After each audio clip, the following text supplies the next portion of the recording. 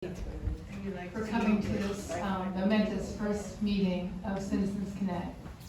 And I'd like to start with a video, with a song. This was reminded to me by a good friend of mine who I went to kindergarten with, and she's now the head of the Massachusetts, or she founded and created the Massachusetts Women's History Museum. And she wrote to me and she said, Eileen, this is your first meeting, and I think you should know that it's on a historic date, so let's run the video. Oh, and if you need Kleenex, they're out there. Every time I watch it, I cry.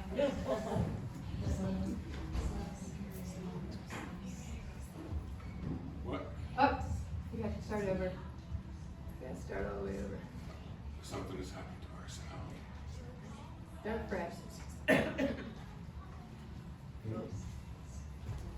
Pardon the technical difficulties.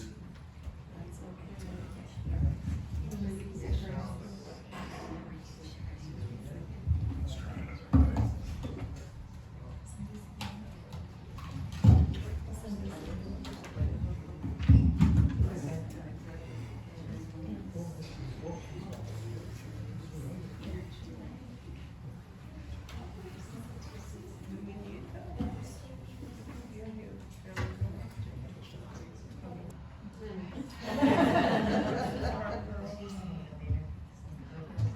Good evening and welcome.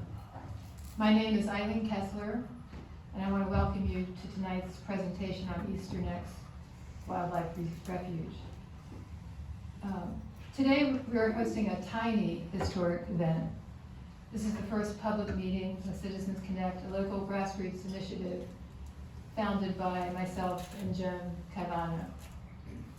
As that moving song from Suffs revealed, it's an historic day for another milestone in history. After Congress approved the 19th Amendment, giving women the right to vote, 36 states had to ratify the amendment for it to become law. After members of Tennessee's legislature debated on whether or not to approve the amendment, its state Senate voted yes, but their House of Representatives was tied. A young man named Harry Byrne cast the tie-breaking vote, acting on advice from his mother's telegram. Byrne voted to ratify the amendment. So on August 18, today's date, 1920, 105 years ago, with the Tennessee's ratification, the 19th Amendment became law, ensuring that the right to vote could not be denied based on sex. So today is a historic...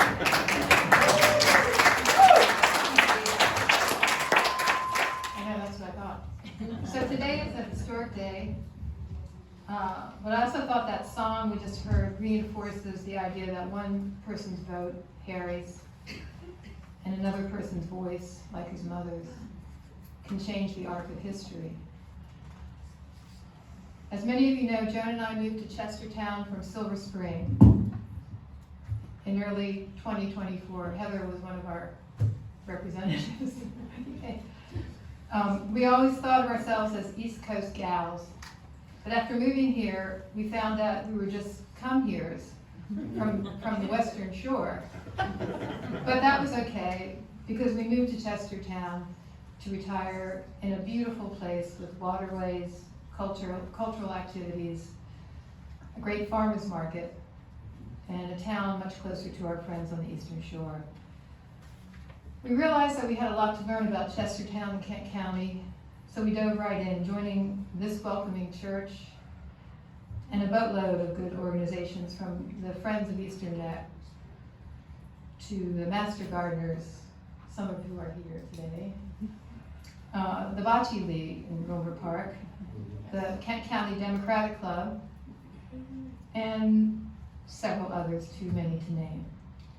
We also enrolled in the WC All continuing ed classes. And it was in a WC class called Bridging the Divide that we began talking to people about how polarized our country is, and we were concerned about the recent executive orders and what can we do to encourage dialogue and find common ground within our communities. The class was the seed that started Citizens Connect and the one that ended our retirement. But right now, I want to thank Catherine Adams, Reverend Catherine. She's back there hiding. And our fellow UUCR church members for collaborating with us and opening its doors for us to meet here. We have a social justice committee that a lot of us belong to here, and they've been great help. Also, to all the volunteers that are helping us today, especially Dave and Don, getting us set up in tech. And we also want to thank some of our classmates from the WCA class who were important. Wendy Cronin and Carol Davis, who isn't here. And thanks also to Lisa Sasser and the Rock Hall Women for Democracy and Dr. Bill Traynor and his group for their support, and everyone who met with us to talk about their concerns and ideas for ways we could take action. We consider ourselves a nonpartisan group. For today's and future meetings, we have invited Democrats, Republicans, and we're getting the word out in local media, and so we're inviting people from all parties, no parties. We don't really care what party you're in, because we want to encourage dialogue from all perspectives. Since Trump was elected, there's been a lot of anxiety about executive orders and legislation that can have severe effects on our communities like ours. Will our rural hospitals survive cuts to Medicaid? Will cuts to research delay vaccines and new medical breakthroughs? Will Title I schools receive the funding they need to provide tutoring, summer, and after-school programs? Will cuts to SNAP increase poverty and food insecurity in our county? If immigrants lose their temporary protection status, will we lose valuable workers in our farms, small businesses, and healthcare facilities? And how about the protection of our environment, which we are talking about today? Will Shore Rivers and the National Fish and Wildlife Service be able to continue their programs? How do we make sure that people are getting the facts about these issues? And how do we get the word out in a way that is more relevant to local residents? All of these are questions we ask ourselves, and they are ones that have emerged from conversations with many people. So I want to thank you for coming out today.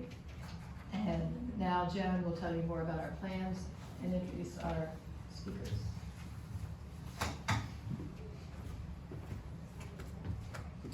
Thanks, Eileen, and thanks everyone for coming out in this fabulous weather. So many gardeners here, I'm sure you're all happy. It's great to see you. As Eileen mentioned, we are fairly new to Chestertown. On our arrival, despite leaving the swamp behind, we were quickly submerged by fallout from the new administration on the Western Shore. Eileen instructed me not to say Washington, D.C. People don't like that here. So we began looking for a way to channel our political frustration and our desire to be active and useful. Like many of you, we were most alarmed by the fraying and loss of democratic institutions. As Justice Brandeis has repeatedly said, in a democracy, the most important institution is the people, not the office of the president, or the governor, or the mayor, but the private citizen. And active citizenry is crucial for democracy and holding leaders accountable. Community involvement is our way, as individuals, to develop and contribute to a strong democracy. So we set out to find a way to corral the power of the people, not as Democrats or Republicans, but working together as neighbors with shared interests and hopefully shared values. We also believe in the power of storytelling. Polarization is often not caused by differences over policy, but rather is triggered by emotions like mistrust. We know we can't solve polarization until we work to understand the people we may not agree with. So we formed Citizens Connect as an attempt to reach across partisan divisions and bring people together. Our approach is first to learn more about the facts surrounding the policies on the issues that affect Kent County. And tonight we're attempting to do that with help from our speakers. Then to provide a space like this to share and listen to each other's stories about how our families, businesses, hospitals, parks, and schools have been threatened or harmed by those policies. And finally, to search for common ground in crafting new policies and encouraging our political leaders to adopt them. Importantly, we also want to find ways to help those people and places being harmed by the policies, the misguided policies that we're talking about. We believe the best way to reach people who may resist political arguments they don't agree with is through sharing personal stories. Citizens Connect is not about what happens to us, but about how we respond to it. We have agency, we're not bystanders. On that note, I'd like to introduce our speakers who will help us better understand the value of EasternNeck Wildlife Refuge to our community, and how its survival is now in jeopardy, and what we may be able to do to help protect and support it. And also, toward that end and toward helping institutions harmed by the policies, we have a sample letter out on the table there that you might use to send to your congresspeople, and their addresses are provided.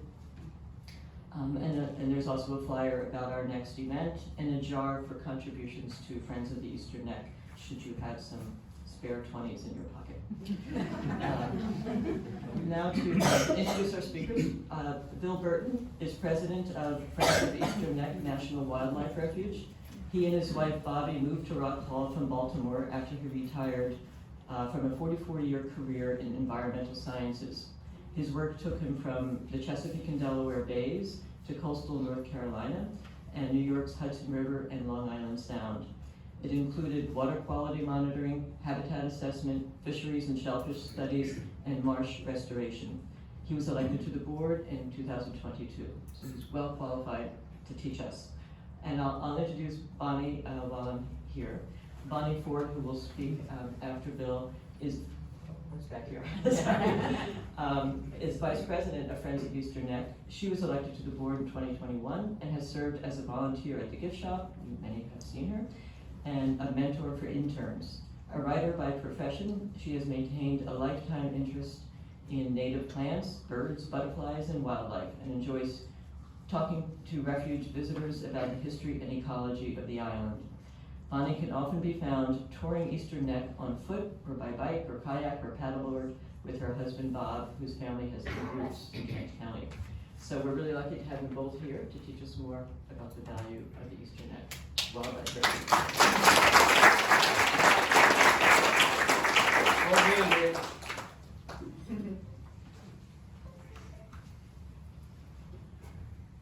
Hopefully the presentation will pop up. Wow, I am so impressed. There's so many people here. This is great. That means a lot of interest in the refuge, and I really thank you all for coming out. I thank Joan and Eileen for organizing this, and for all the ads you put out, so the word is out, and we're all here. Well, I was going to introduce myself, but I don't have to do that. Could you raise the mic just a little bit? Like that? Okay. How's it? Better. Okay, so I'm the president of Friends of EasternNeck. Bonnie's the VP.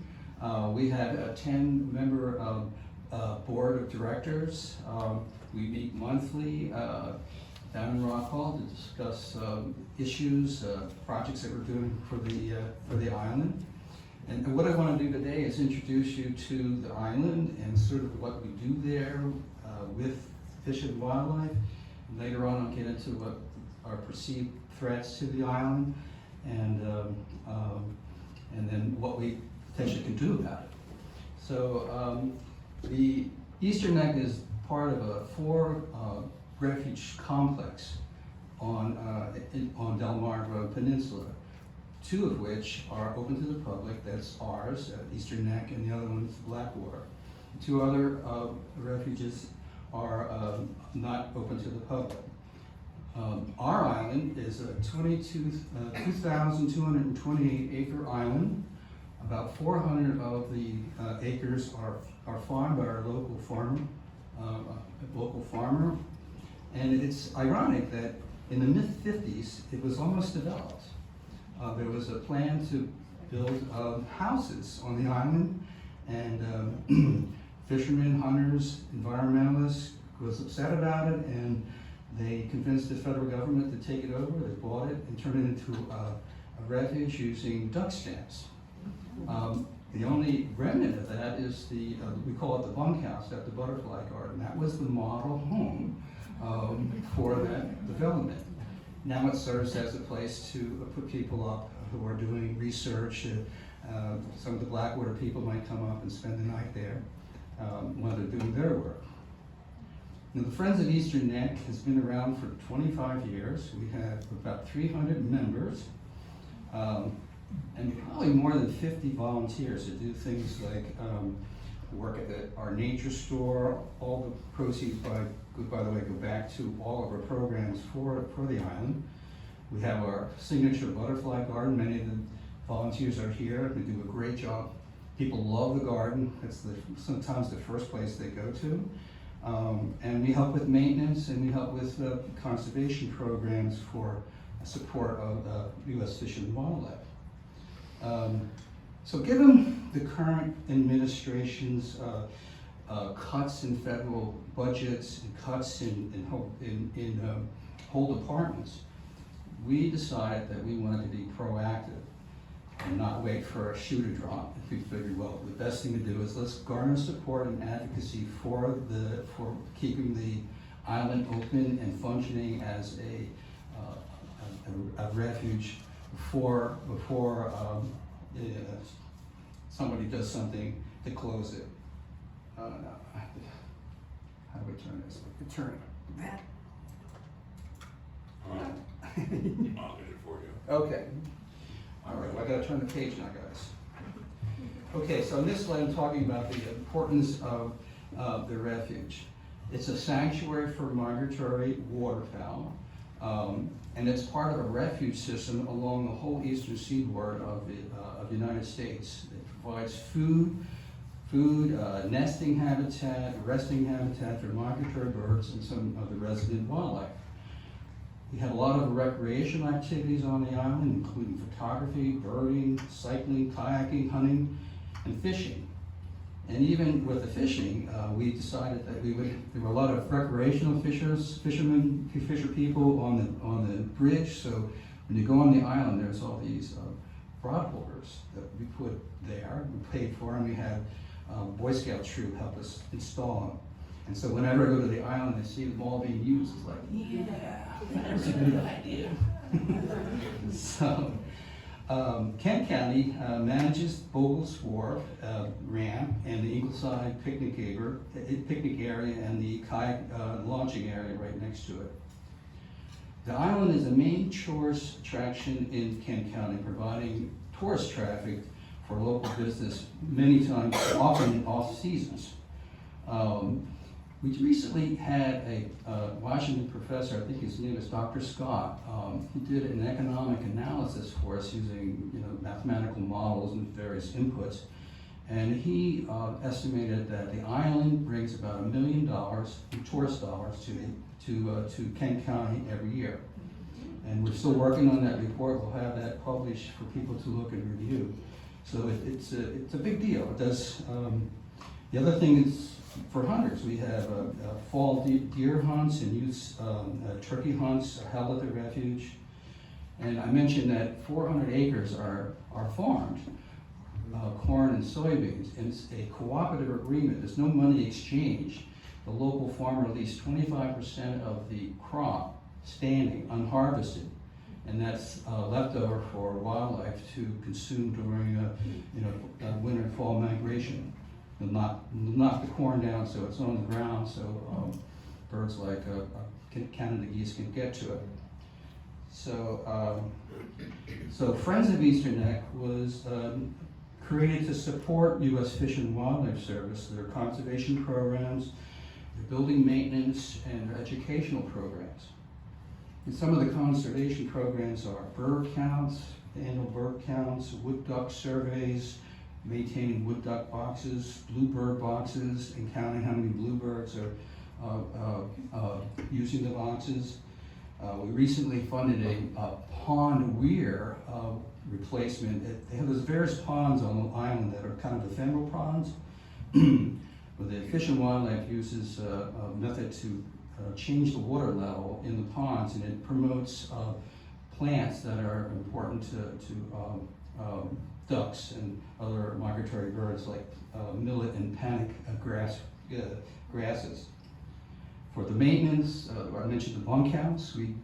Friends of EasternNeck have fixed it, paid for the roof being leak fixed, did all sorts of work on the interior.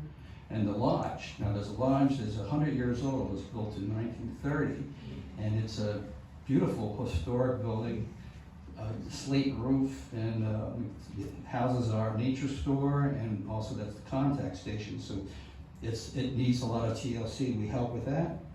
We have volunteers that mow, fix fences, create boardwalks and new stands for people to view wildlife.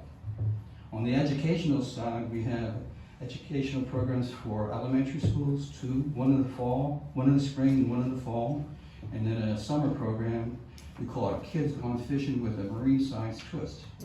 So the kids get to come early and they pull the seine net and look at all the fish that are in the water, dig up mud and sieve it, look at clams and worms that are in there, and then tow a plankton net and look under a microscope to see zooplankton.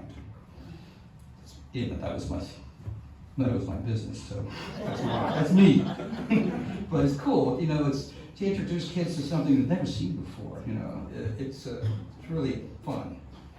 Can you give me the next slide? Try your left mouse button, it might work well. Try just clicking something.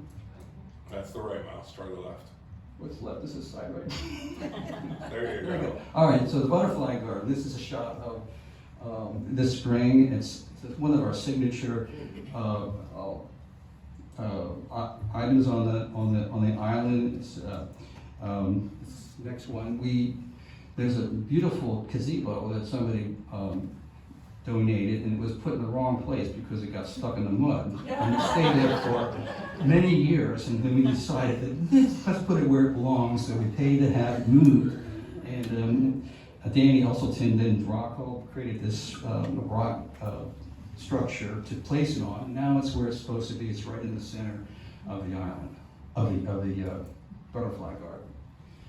The garden has about 18 plots, a couple dozen volunteers that work it spring, fall, and throughout the summer. This is just the layout of the various plots.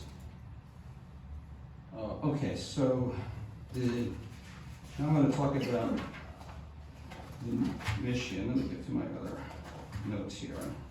Okay, so U.S. Fish and Wildlife mission is to protect the shoreline, brackish and tidal water marshes, promote growth of submerged aquatic vegetation, beds, and shallow water habitat. They want to improve the habitat for pollinators. Not only is the butterfly garden doing that, but there's lots of meadows, chock-a-block full of milkweed for butterflies, and their task is to support migratory and resident waterfowl populations. They also have to do the infrastructure management. That includes the roads, the walking paths, the boardwalks, and the observation decks. Many of our volunteers help them with that. Fish and Wildlife oversee us, who staff the visitor center, run cameras, perform trail maintenance, help with biological surveys, and conduct waterfall surveys, and participate in the environmental education programs for school children I just mentioned. The picture there is this past year, and we do it every year. We partnership with the Shore Rivers and the Chester Riverkeeper to do a trash pickup, and that's all the trash that was picked up for one day from land and sea. On kayaks, people go around and remove any trash. Okay, I mentioned the lodge. It's a big deal. We, the Friends of EasternNeck paid for the slate roof was leaking. And you know how hard it is to get a slate roofer to come and do something. Well, we found one and paid for that. And then we also did the landscaping. That's oyster shell and what is it, Winterberry. We paid for that. And now, as we speak, we have a company repairing the windows. Some of them are so bad they have to be completely replaced. The cost of that job is $55,000. $25,000 came from an Artist True grant that we received, and we have the matching funds. So it's going on right now, a little slow, but I think they're waiting for the heat to dissipate. What's on the pole? Oh, that is a purple martin, and we put that up. You know, I think Fish and Wild paid for the pole and all that, but Dave Holyoke is not here. Dave, are you here? Oh, anyway, and I helped him put that up. We got eaten alive by mosquitoes. Anyway, I mean, the windows are so bad. This is one example. There are many just like that, and they're so deteriorated. We put plexiglass over it so the glass wouldn't be crashing out and killing kids. Anyway, those are all going to be replaced. All the windows will be functional, and we're excited about that.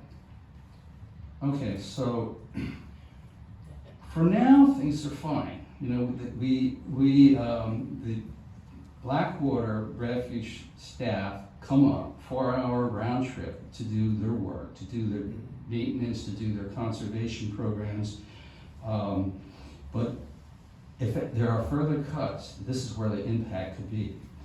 There have been dramatic declines in the U.S. Fish and Wildlife Service staffing levels that's threatened threaten the refuge. And so without adequate fish and wildlife staff, the EasternNeck could be shuttered. Because if that's shuttered, it would curtail public access, might risk permanent harm to the island that benefits the community, which draws more than 70,000 visitors. But if they can't come and do their work, then we're in trouble. The picture there is the kids going fishing with a marine science twist. There's a lot of happy kids. This year, every kid caught a fish, this was the first year only one kid caught. That's the only fish we caught. Anyway,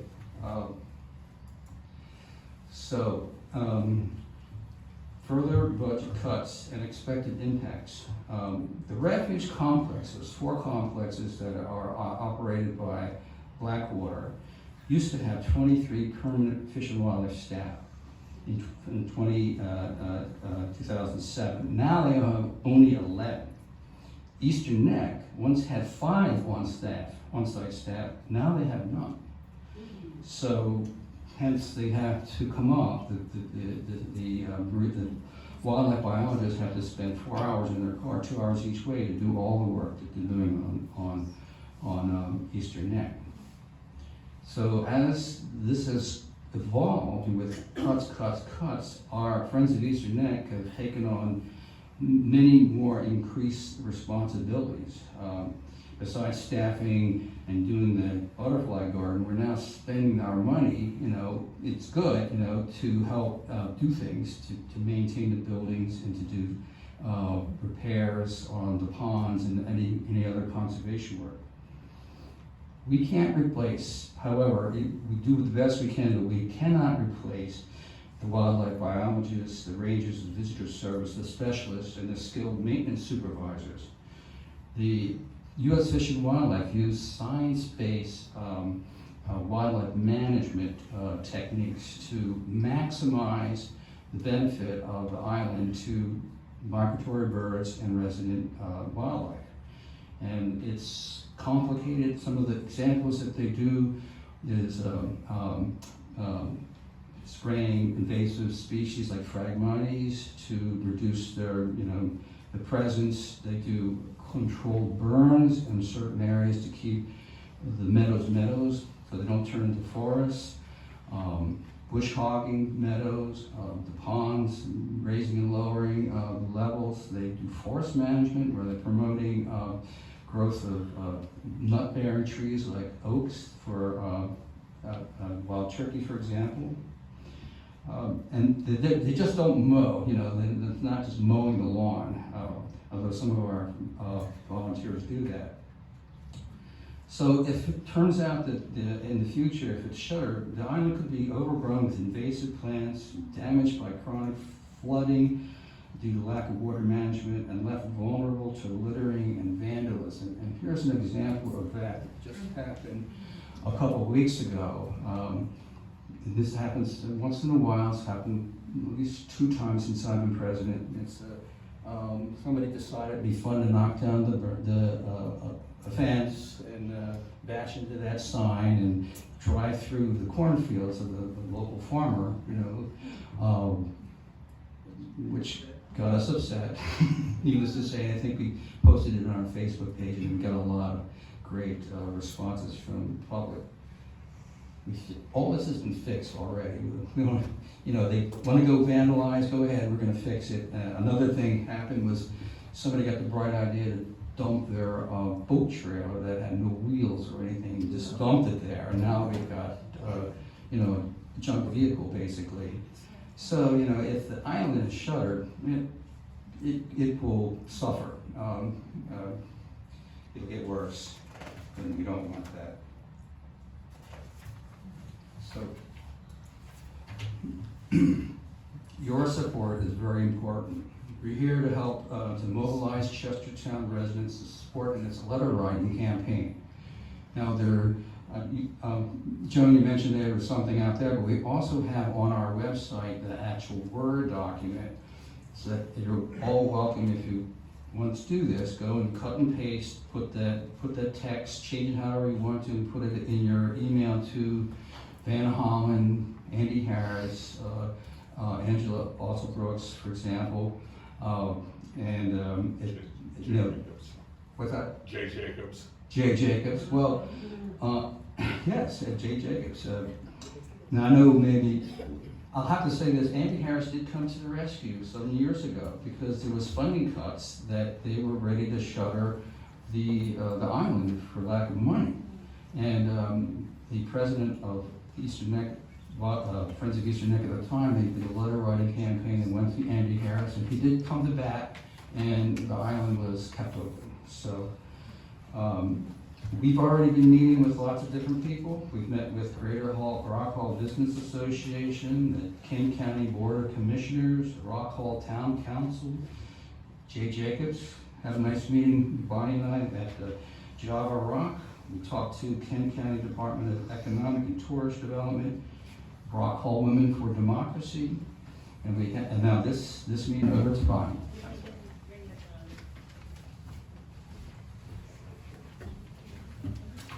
Hi, is the mic the right height? Okay. As Bill said, I'm just staggered and humbled at how many of you turned out. It really makes what we do worthwhile. So we sometimes feel like we're in a vacuum. This proves that we aren't. I am, I guess, a come here, although my husband's family has been here for over 100 years. So I kind of feel like I have one foot in the from here's. I will cop to the fact that I am not just a writer by profession. I was a journalist for over 40 years. My skill set is finally coming in handy at Friends of EasternNeck. A lot of the presentations Bill and I have done to community groups, I've been writing the pieces, but really what I'm doing is just channeling what our membership would say if they could all speak with one voice. I wanted to get just a little more specific about the budget cuts and staffing cuts we've already seen. So before January 20th, the Chesapeake Marshlands Complex had 14 employees.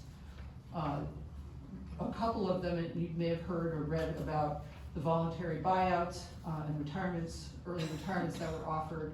A couple of folks took that.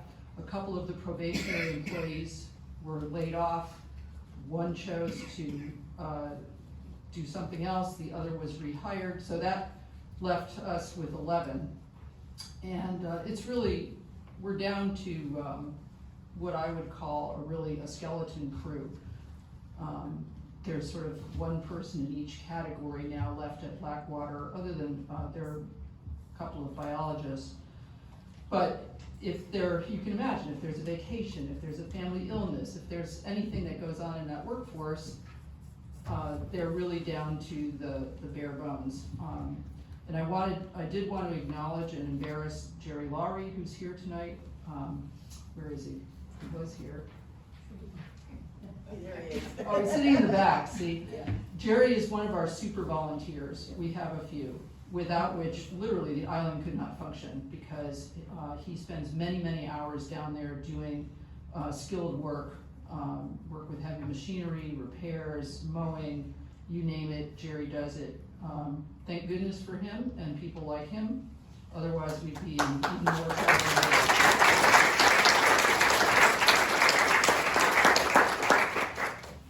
So we've gotten a tremendous response from all the groups that Bill mentioned. One of the things that's been difficult during this time is to really get to the nitty-gritty of what's going on with our staff at Fish and Wildlife. For example, at a certain point in the spring, all of their credit cards were cut off. All of their travel was cut off. We wound up funding some things happily, because we could do it, thanks to our very generous members and donors. It got so bad, and I'm going to say this, I don't want to embarrass Fish and Wildlife. On the other hand, they throw a volunteer dinner for us every year. This year we had to pay for it. It's funny, but not funny. And I know that they would have rather done anything than come to us with hat in hand like that, but that's where we're at with this. Now that has been corrected somewhat, but we're finding that those of you who have ever done business with the federal government may know this, any expenditure over $2,500 has to go through the federal contracting process, which is very long, very involved, very bureaucratic. And there are some things on the island that just can't wait that long. And so we have stepped up to either share the cost with Fish and Wildlife or pay for it, just to get stuff done that needs to be done to keep the island what it is for its native inhabitants and for visitors. So the last thing I want to say, and I'm really sort of thrilled to hear about how this grassroots initiative got going. We are also a nonpartisan group, and I want to emphasize that on the value of this island, there is a lot of common ground between Democrats, Republicans, Independents. There's a Venn diagram, and in the middle are people who care about the environment, whether they care about it because they came up being tree huggers like me, or because they are outdoors people who hunt and fish and understand that as these wild places shrink, they're not going to be able to do that anymore. There are congressional caucuses that, I think are probably stuck in gridlock like a lot of things, but if you take a look, there's a congressional refuge caucus, there's a public lands caucus. There are folks from the West, from the East, from the Midwest who are getting together to try to bring some rationality to the process. And so our efforts, we have met with absolutely zero pushback in the political sense, which is really, really encouraging. And so as you're going out there in the community, don't assume that because your neighbor is this or that they're going to have a certain stance on protecting the refuge, because it's not true. I've heard from many, many people. So when you interact with the Blackwater staff, or when they come over to the EasternNeck, do you get a feeling about what's going to happen? Do you get any sense of? What I wonder is EasternNeck more vulnerable than, say, the Fish and Wildlife Service as a whole? Is there a feeling that we're more vulnerable, or more apt to suffer Well, some? I'd say that the staff, their morale is down. Who wouldn't if your career is, threatened and there's so much uncertainty. So we see that. They do come to all of our board meetings, by the way, so we're always talking to them. And we had a lot of interaction even, between meetings. But they're just holding on with their fingertips and hoping that nothing changes. And that's what we're hoping, happens. And that's what we want people to say, leave it alone. It'd be great if you got more people, of course. It would be great if we had a on-site person. We did, they've gone. But if we can just keep the status quo at this point, we'll get through. Do you have anything you want to add? Sure. So, it's just like, you wanna sing? Play piano if we got. Well, put it this way, we have different concerns than some of the refuges out west, where their primary concern is resource extraction, oil and gas drilling, opening it up to, ranching and whatnot. Obviously, that's not our issue. All we had to offer is mud. Right. And, the other thing that's kind of been in the wind is to make sale of public land easier. That's been back and forth in the legislative sphere. Which could happen. It could happen, that's not top of mind worry for us right now. Top of mind worry is maintaining the refuge as a refuge. Because one question we get a lot is, well, can't the county take it over? Can't the state take it over? They could, but they couldn't manage it. They don't have the resources to manage it as a refuge. You could put a fence around it and call it a refuge. That's not a refuge. You can mow the lawn, and that's not a refuge, but to maximize the environmental benefit to wildlife, that takes skill and some education.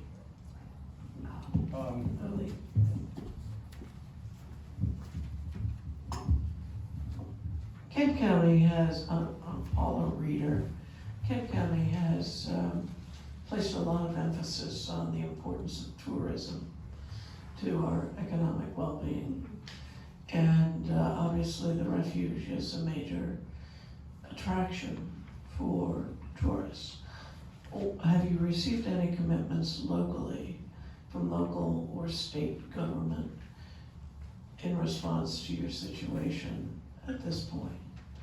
Well, I'll answer that with we've talked to Ron Fithian, the president of the board of commissioners, Kent County Board of Commissioners, and he was like, well, maybe we could take it over if it comes to that, and it's like, well, Ron, it's back to that, we're not just mowing lawns here, you don't have the staff to do the actual conservation work, so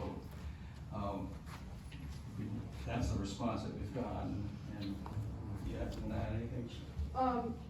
Well, what we asked the commission and all the other public bodies we've spoken to do is to write letters, just like we're asking you guys to write letters. Right. And obviously, someone like Commissioner Fithian, who has tremendous influence, has been in local politics for a long, long time, knows everybody. Supports the island big time. Yes, he has been fantastic in his support. And yes, if worst came to worst, of course we would want a public entity to take the island over, but we're not going there yet. The state of Maryland, that's a whole different deal. The state of Maryland, as you may have heard and read, their budget is not in such great shape. They can't, I'm speculating here, but they're not in a position, and Jay was pretty frank with us about that, to take on more at this point. They're trying to hang on to what they have in terms of environmental protections and so forth. So I'm not sure, I think Jay's been extremely supportive.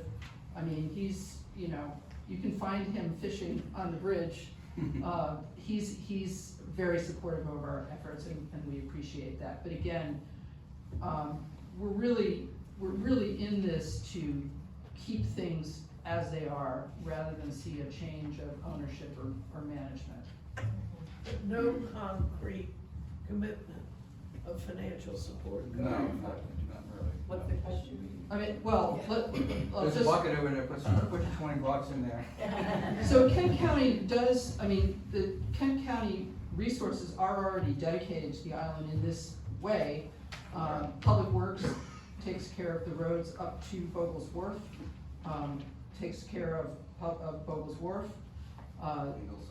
Ingleside, the sheriff has jurisdiction down there and will go down. And they partner, I don't wanna get too into the weeds here. Recently, law enforcement for the U.S. Fish and Wildlife Service was folded into the Department of the Interior. This is something that's going on across agencies. And so, first of all, they're short-staffed. Second of all, they now report up to DOI as opposed to Fish and Wildlife. This gentleman who is our officer has a very large territory to cover. So by necessity, he is partnering with Department of Natural Resources, with the sheriff, et cetera. So it's not as if the county doesn't already have a stake there, they do. But in terms of committing funds, that's not something we're looking for right now. What we're looking for is for the federal government to keep things the way they are.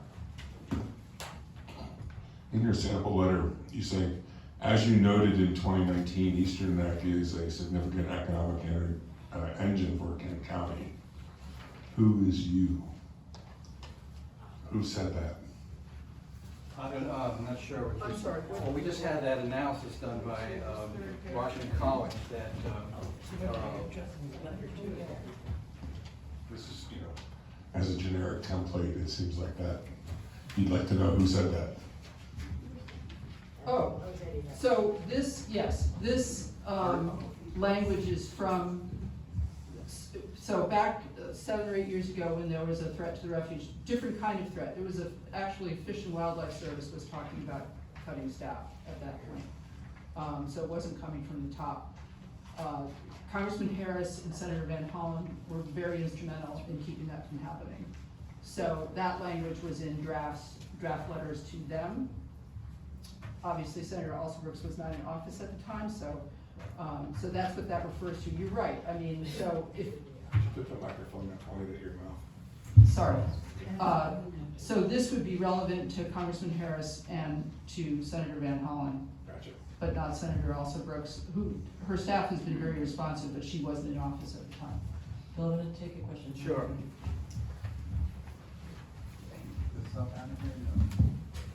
Feel free to handhold it if it's easier. Okay, I have two questions. One, you talked about children coming. Is this part of curriculum, the way Turner's Creek has in the past? I don't know if these 7th graders or something used to go to Turner's Creek and 4th graders go to Sultana. I'm wondering if, when you have children there, I think part of it was a summer program, if I understood correctly, or do you have a study that's part of a certain grade curriculum in the state? And my other question is about the 400 acres. It's co-op, you said? I thought you said? Yeah. So does the refuge receive monies? And No. if so, by how much? No. They don't receive. First question is, one of our board members is keen on education for kids, so it's a field trip for Rockwall Elementary School. Not part of their curriculum. You just come for like a half a day, eat lunch, go back to school. You do it once in the spring, and the spring is focused on, that's usually on, that's in the springtime, spring meaning June, we do marine science for the kids down at Bogle's. And then in the fall, we do, that's 3rd graders. In the fall, we get the 5th graders come, and then it's monarch butterflies, and all about monarch butterfly migration. Again, a field trip only. The summer program is just what we did. We do it and we partner with Kent County Parks and Rec, and they do all the advertising for us, and they also do all the sign up. So all you have to do is do our thing. The farming is no money is exchanged. It's a barter arrangement. They get the farm and they leave 25% of the crop there for wildlife, for overwintering. But they also, the farmer will also do planting when called for. So the road to the lodge became unusable because it was too low and it was flooding constantly. So they moved the road, Fish and Wildlife did. And the farmer planted clover over where the road used to be. So those kind of tasks that will arise occasionally is part of the deal. Hello. I'd like to, I'm glad you mentioned children, and we've heard about children again. Perhaps with the adults writing letters, that's one level of communication. But if you could have children say, what I like about the refuge is X, Y, Z, and maybe draw a picture and collect them and send them. It's another level of communication, and I've worked with children almost all my life, besides raising two. But I think kids would really respond to that. What I like about this, that, or the other thing. Man, that's an excellent idea, a really good idea, and I think we could probably talk the elementary school teachers into having the kids Yes. do that. Because Thank you. the schools there is an environmental curriculum from the state of Maryland Yeah.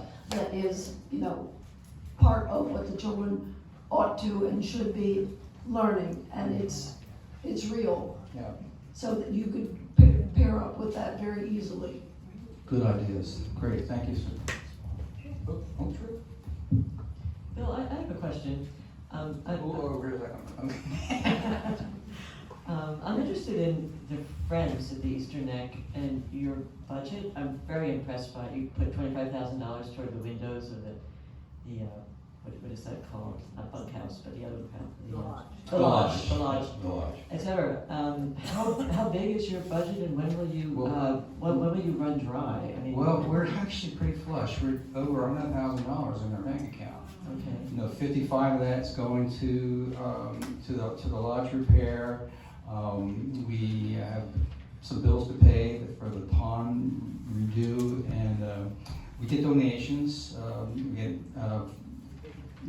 random donations throughout the year. We got people who pay for their membership, and then we get donations in December for tax purposes. So we have a lot of money, good amount of money. We use it judiciously. Do you have an endowment by any chance? An endowment that you're able to? No, none of it's invested. It's in People's Bank. We get a little bit of a small amount of interest. No. Well, it would be a good, I understand that corporations are stepping up to the plate now more than ever, donating to the nonprofits because of what's happening. Not that you want to depend on that, you probably don't have a fundraiser to go after that money, but. I mean, if there was some project where we needed to put a new roof on a building and they couldn't build it, then we might do a fundraiser for that activity. We're allowed under our partnership with U.S. Fish and Wildlife is a legal agreement. It's a legal partnership. And we're able, under that partnership, to do capital campaigns. We have to obviously get it approved from them. The last rebuilding of Tubby Cove Boardwalk was done with a capital campaign. The last time we were lucky, and the federal government, the Great American Outdoors Act, paid for that, and a national strike force came in and did that building. But just because we're flush, Those days are over. Right, yeah, and I mean, like all of us individually in this room, I'm sure, we are all looking at our accounts and saying, are we going to have enough going forward, given all the variables that are going on? Trust me, and Bill, when we say that we get one thing fixed and another thing cries out to be fixed. So the lodge in particular, which is a precious, precious historic building in our community, it's National Register eligible. It is not on the register for a variety of complex reasons, but we still have to follow all the rules as if it were. And they just, Fish and Wildlife, we didn't have anything to do with this, but they just redid the HVAC system. That was $125,000. And so now it's all upgraded, all, many different zones. So it's got air conditioning and heating, and it's good. So we're not seeking donations and memberships because we want to fatten the account and let it sit there. In fact, we're worried about the future. We want to have a war chest if that becomes necessary, but we also know that, again, as with anyone who's a homeowner or a landowner, things are going to go wrong that we don't anticipate. We need to have funds to cover that because it's very tenuous that the government will. I guess I want to understand a little better how it happened that you had that drop in staff and money. Like, did it happen in January, February, March? And was it because a new person took over the Fish and Wildlife and just made a decision, or did this decision come from, where did the decision come Are from? you talking about the recent cuts? Yeah, the recent cuts. Well, that was the fork in the road Elon Musk email that went out that offered across all federal agencies, early retirements and buyouts. That was part of it. There are also, all the agencies were required to submit reduction in force plans, which none of which have been made public, but they're somewhere in a vault. And whatever the Department of the Interior's number is that they want to get down to, ultimately, is the number that Fish and Wildlife will have to meet. And if it's not met by voluntaries, then it's going to be met by layoffs. So, but it does lead to another point I want to make, which is that number of 23, right? There was the maximum for the Right. complex back in 2007. That number diminished across Democratic and Republican administrations. There has been, decreasing support for the National Wildlife Refuge System over time, and it's a lot of people should answer for that. So it's not just what happened January 20th, and that really needs to be understood as you're having conversations too. And the same has happened with other DOI agencies. The Fish and Wildlife Service was without a permanent chief until 2 weeks ago. Like a lot of the Senate confirmations, it was in limbo. The gentleman who was just appointed is named Brian Nevzik. He's from Wyoming. He has a game warden background. Totally mixed reviews that I've read from conservation groups. Some think he's great, others are worried. Fish and Wildlife are just relieved that they now have a voice at the top because it had been vacant for many, many months. I have a question for you. Have you had, it seems to me that your education programming that you're doing is a natural corollary to what the Sultana Foundation is doing with the education community across the state. Have you had any conversation with them regarding collaboration on education programming? We have not, but we could, I think that may be a valuable conversation for you to have. Okay, thank you for the suggestion. And so what are you asking for from Andy Harris and senators, and what do you want to be done in the federal level that would help you most? Well, to leave us alone. Basically, don't cut any more staff from the Blackwater, otherwise we'll be really hobbled to keep the refuge open. That's the message. Yeah, and so I'm sure most folks here would be familiar with, it's not as if Andy Harris can say, okay, we're taking EasternNeck and putting it over here and protecting it. What we're advocating for really is just a microcosm of advocating for the whole National Wildlife Refuge System, because as it goes, so does everybody go. So, but Congressman Harris is on the Appropriations Committee, which obviously is going to be the key committee here. That's part of why, and his staff has been extremely responsive. Senator Van Hollen is on a subcommittee in the Senate that is over Fish and Wildlife. And so he also has as much influence as any member of the minority party can have. So we are asking them to hold the line. It's a very simple message. Hold the line. Maybe later we can recover a little bit, but for now, just keep things as they are. If someone, God forbid, retires or has to leave the employ of the Fish and Wildlife Service, we'd like to see that person replaced. We don't want to see any more attrition, and we don't want to see budgets cut. Now, again, not to get too far into the weeds, but the Senate Appropriations Committee actually increased the Fish and Wildlife budget over what the administration's proposal was. But it's at the House now, and we just have to see what happens. You have a question? Bonnie, you actually just touched on some of what I was going to suggest at Eileen's last question, which is the current status of where the interior appropriations exist.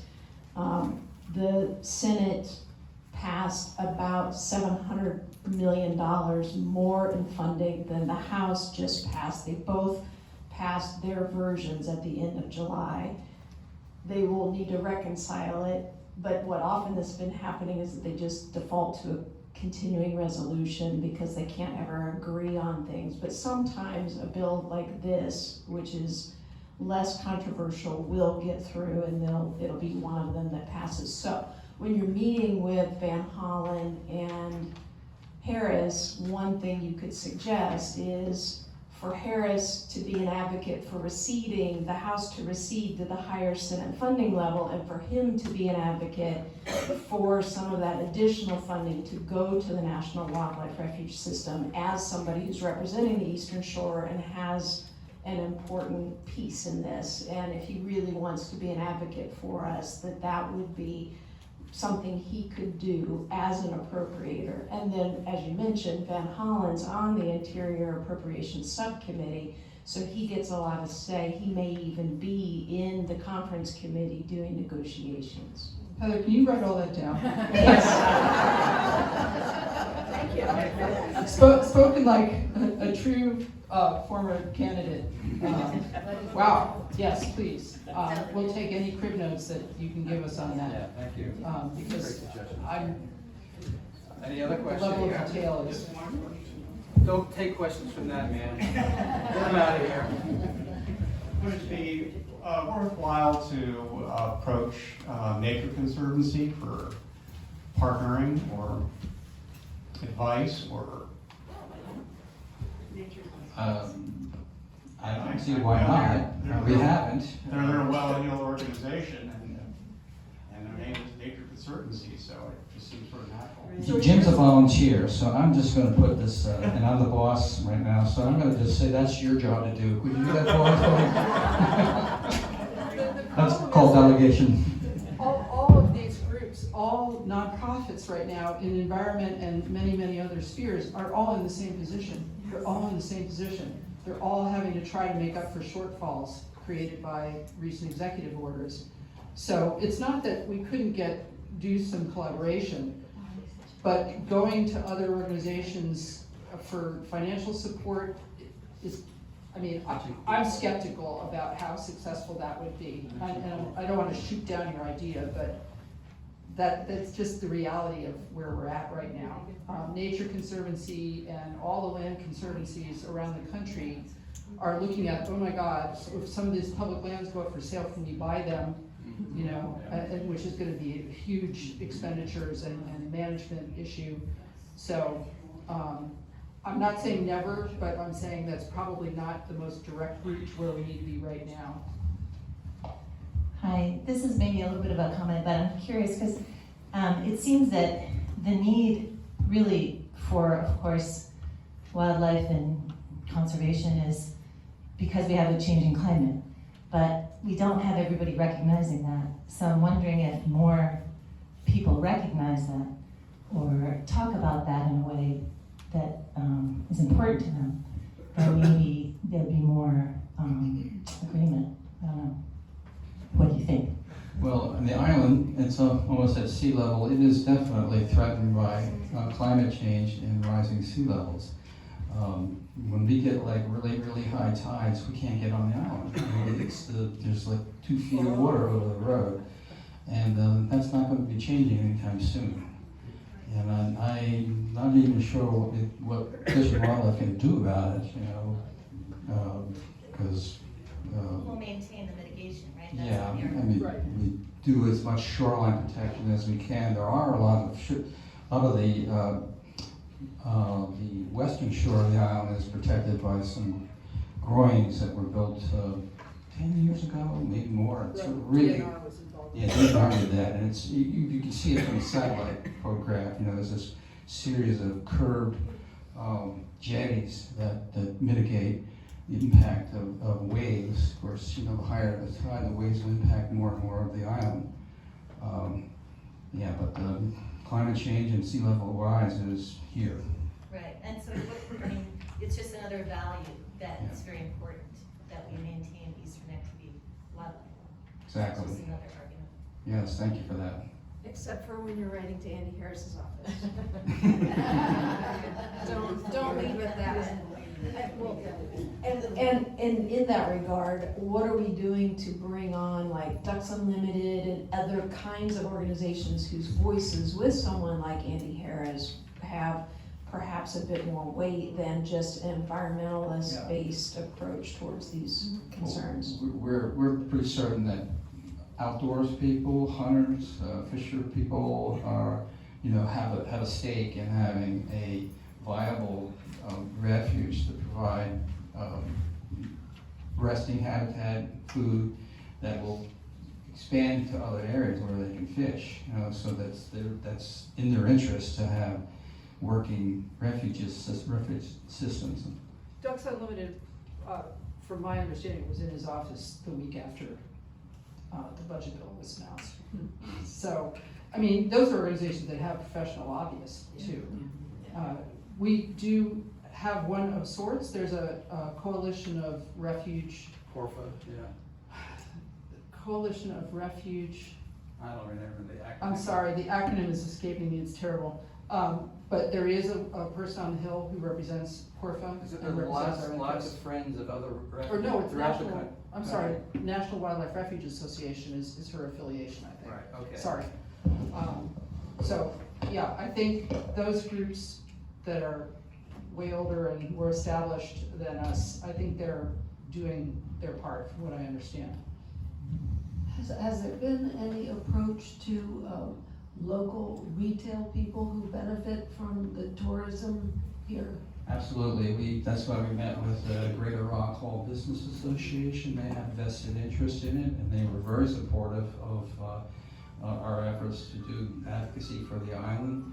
And of course, we did the economic analysis. That's not my phone.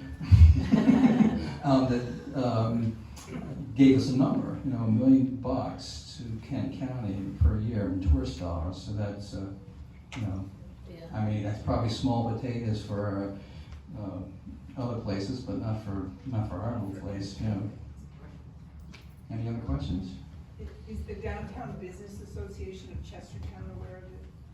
Have you been in touch with We them? haven't talked to them, have we? No, we ought to contact them, we Yeah. haven't followed up yet. Yeah, well, that's, Thank you for. I will put them on the next list of our hit list. Anything else? I really appreciate it. Okay, another question. How many questions are you allowed anyway? Are you looking at me? No, I was just gonna say thank you so much for coming and thanks to everybody who was here.